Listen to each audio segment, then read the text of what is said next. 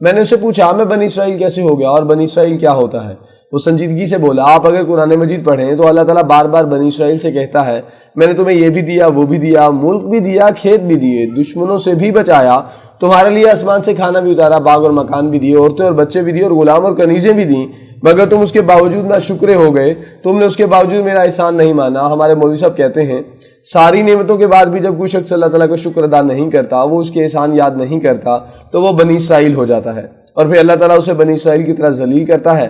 وہ سب کچھ ہوتے ہوئے بھی سکون اور امن سے محروم ہو جاتا ہے، اور آپ بھی مجھے بنی اسرائیل محسوس ہو رہے ہیں۔ آپ کے پاس اللہ کی دی ہوئی تمام نعمتیں موجود ہیں، مگر آپ ان کے باوجود بینچ پر اداس بیٹھے ہیں۔ مجھے آپ پر ترس آ رہا ہے۔ مجھے جھٹکا سا لگا اور میں شرمندگی اور خوف سے اس کی طرف دیکھنے لگا۔ میں اپنے آپ کو پڑھا لکھا اور تجربہ کار سمجھتا تھا، بچپن سے اسلامی کتابیں بھی پڑھ رہا ہوں اور عالموں کی صحبت سے بھی لطف اندوز ہوتا رہتا ہوں، لیکن اب یقین کریں بنی اسرائیل کی یہ تھیوری میرے لیے بالکل نئی تھی۔ میں نے قرآن مجید میں جب بھی بنی اسرائیل کے الفاظ پڑھے مجھے محسوس ہوا اللہ تعالیٰ نہ شکر اور نافرمان یہودیوں سے مخاطب ہے۔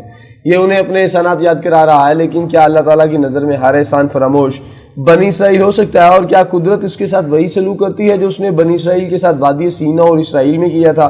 یہ بات میرے لیے نئی تھی۔ میں اپنی جگہ سے اٹھا، اس ان پڑھ پشتون کے ہاتھ کو بوسہ دیا اور پارک سے چپ چاپ باہر آ گیا۔ میں سارا راستہ اللہ کی ایک نعمت یاد کرتا رہا، اس کے شکر ادا کرتا رہا اور اپنی آستینوں سے اپنے آنسو صاف کرتا رہا۔ میں کیا تھا اور میرے رب نے مجھے کیا بنا دیا؟ مگر میں اس کے بعد بھی پریشان اور مایوس رہتا ہوں۔ مجھ سے زیادہ بنی اسرائیل کون ہو سکتا ہے؟ مجھ سے زیادہ اس کے انتقام کو کون ڈیزرو کرتا ہے؟ میں روتا جاتا تھا اور اللہ تعالیٰ سے معافی مانگتا جاتا تھا۔ اس نے مجھے اپنے اس شاندار ترین وقت میں پیدا کیا جس میں دنیا کے تمام ناممکنات ممکن ہو چکے ہیں۔ پوری دنیا کا علم موبائل فون کی سکرین میں اکٹھا ہو چکا ہے۔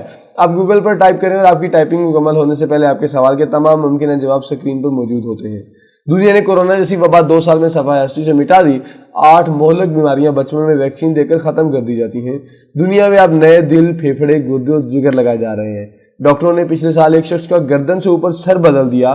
4 دن پہلے اسرائیل میں ایک نوجوان کا کٹا ہوا سر دوبارہ لگا دیا گیا۔ انسان آج ماں کے پیٹ میں موجود بچے کے دل کا بائی پاس آپریشن کر دیتا ہے اور وہ بچہ وقت پر صحت مند پیدا ہوتا ہے۔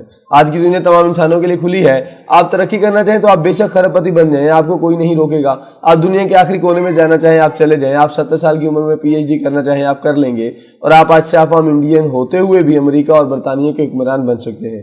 اللہ نے مجھے اپنے اس شاندار زمانے میں پیدا کیا۔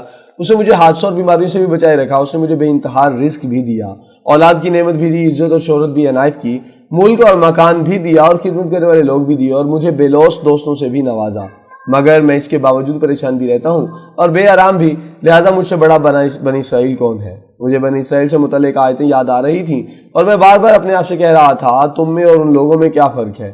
وہ بھی اللہ کے احسان بھول گئے تھے اور تم بھی، وہ بھی ناشکرے تھے اور تم بھی، وہ بھی مزید کی دوڑ سے باز نہیں آ رہے تھے اور تم بھی، وہ بھی اللہ کے نافرمان تھے اور تم بھی، لہٰذا پھر تمہارے ساتھ وہ سلوک کیوں نہ ہو جو بنی اسرائیل کے ساتھ ہوا تھا۔